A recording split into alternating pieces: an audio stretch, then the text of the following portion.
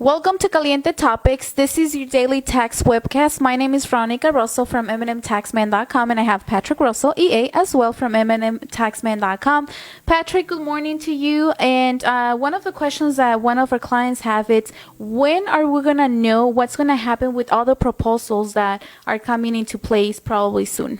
Very good question, guys. And the answer is we don't know, right? This week is a very big week for President Biden and his administration in order for them to convince the other moderate Democrats, right? They're now actually moderate Democrats, the Democratic side of the House, that are now pushing back on some of the provisions that have been put out over the last 2 weeks from the House and Ways Committee.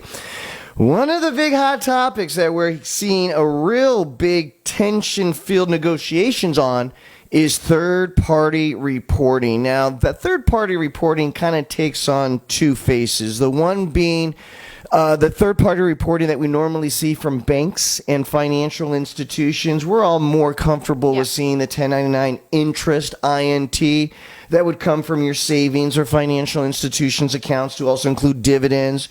And then we also know stock trades, right? Those would come from places like TD Ameritrade or Charles Schwab, and not necessarily from Chase or Farmers and Merchants, right? But now we have that style of 1099 third-party reporting that we'll discuss. But then we also have a relatively new player to the table, which is cash solutions, right? Things like Square, PayPal. We've seen Venmo. Costco, Bank of America, Venmo. There are a lot of now new companies, new financial players, if you will, that are coming in and providing these cashless payment solutions. And now the IRS wants to get on board as well. They now want to have third-party reporting in that world as well. Well, you think to yourself, well, a lot of times those purchases are personal. Why does the IRS want to know about that? Now, and here's the dilemma. Places like, or I should say institutions like, I believe Venmo, for instance, I know still provide that element, that category of personal transactions. And then you also have the category of business. And a lot of times that's more of self-declared, right? You have to apply for, a special account with either PayPal, eBay, and then they'll charge you with the special rates. And then, of course, tax reporting on your activity is guaranteed, right? Something that is happening too with this small companies, Venmo, and then Seal, it's that even if you don't have an account as a company, as long as you put in, per se, hair, payment for a massage, and they're actually getting into that. So now more people are actually telling you, hey, don't put anything, just put it as, for you. Because now, even if, once again, if you don't set up an account as a business, they already know what's happening with the memo that you put on the message. And so let's be extremely clear here up front. When questions come from clients who are extending the definition of a personal transactions on one of these payment solution apps, that's where you're going to run afoul now, especially moving forward with a much clearer and much more robust third-party rules and regulations in place, right?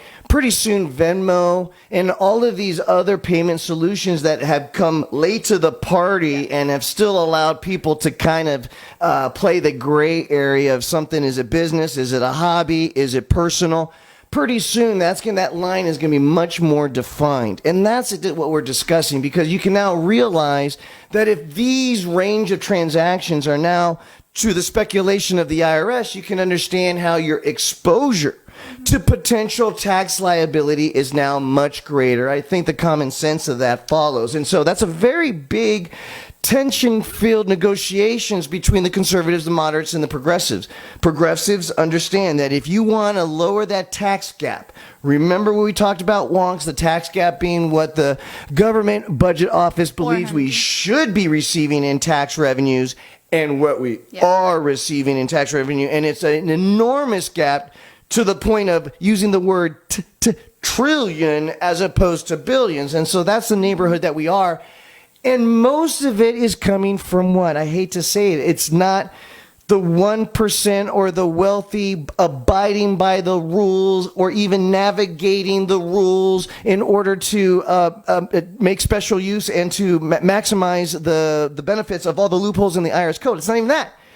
It's them hiding money still, right? It's them hiding their activities still. It's them not even reporting. So it's not even just being clever and shrewd. Still not enough. Accountant, I still have my secret stash of money in a locality that may have quote unquote shaky third party reporting rules. Yeah. And so that's the environment that now the IRS, the Treasury, and as well as the progressives in the caucus are saying, hey, this makes too much sense. You know what?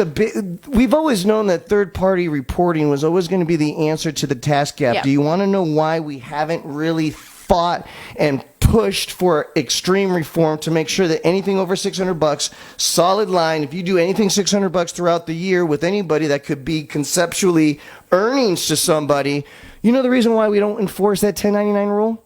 Why? Paper.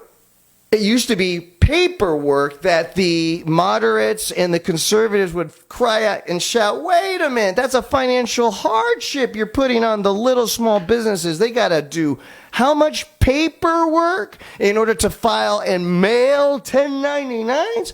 Guess what, guys? Now, everything is online now. 2021. When was the last time we mailed out a 1099? Right? I mean, most of you do-it-yourselfers understand that your dashboard provides you with e-filing in an e-structure in pretty much every format and every reporting requirement and report and filing that you might have to do throughout the year in any capacity. Sales tax, payroll taxes, excise taxes, personal taxes, gumbo shrimp, you know what I'm saying? It's all now on an online dashboard environment. So the paperwork, that's too much paperwork. That argument has now evaporated over the course of time. So now, what are they fighting for? They found another P word, privacy. You are purging on people's privacy. That's my money. That's my bank account. That's how they're seeing it, and that's the argument that they're now proposing, because now the paperwork defense is no longer really viable because it's not the hardship that it once was. So final point, third-party Patrick. reporting is really something you're going to hear about in the news a lot, and now you're going to understand why. And keep in mind, everyone, even if this fight goes down to the side of the conservatives, which I believe it will, I think there's going to be a relaxation on the current proposals on what they're hoping to actually, information that the IRS is hoping to get from financial institutions. I think it's going to be a lot less than what they're hoping for, but it would only be a matter of time. Yeah. This year is 2021.